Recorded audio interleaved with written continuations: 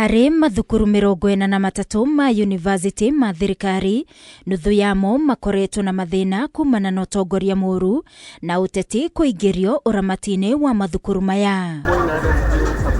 Kũrũmĩrĩra mathĩna maya, kamĩtĩ ya mbunge ĩgiĩ wũigithia nĩ yendekithĩtie gũcokio wĩra kwa ũrĩa warĩ Vice Chancellor wa thukuru wa Kenyatta University, Prof Wainaina, ũrĩa maugĩte ahamũrithirio na njĩra ĩtarĩ na waragania kumana na maũndũ marĩa areganaga namo makinyanĩrio rungu rwa university ĩno. The council signed Wainaina's contract.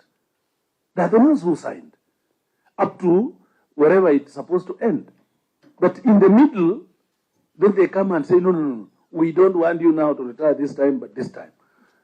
Okay? And the argument is about 6 months or so. Once enough, they go and appoint a very, very junior professor. We have very senior professors, DVCs, in KU, who are overlooked.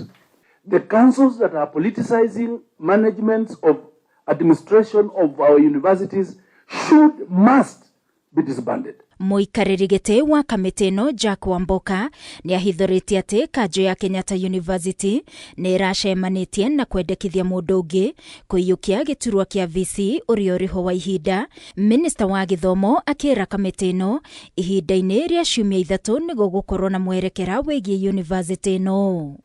They appointed some other person who is now even more junior than the acting Vice Chancellor, knowing very well that when it comes on the table, they will say, Waziri will say no. And then automatically it will revert to the one that has been acting. What is so difficult for Wainaina to take up his position, to resume his position? There is nothing difficult. He has a fixed term contract which expires on the 26th of January 2026.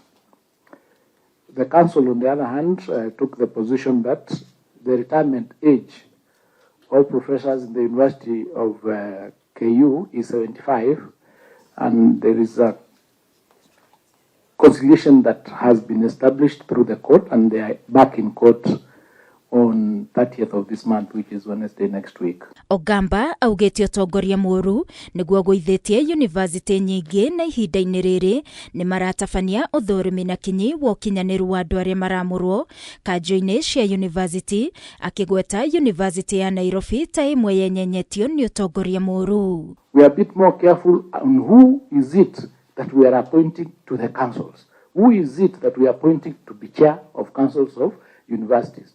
Take a university, for example, like Nairobi.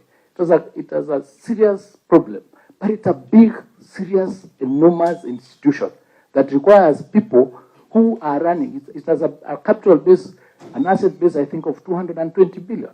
So it should not be just anybody who is appointed to head that institution. We are not happy when we see universities wrangling for wrong reasons. Don't appoint the people who don't qualify for these positions.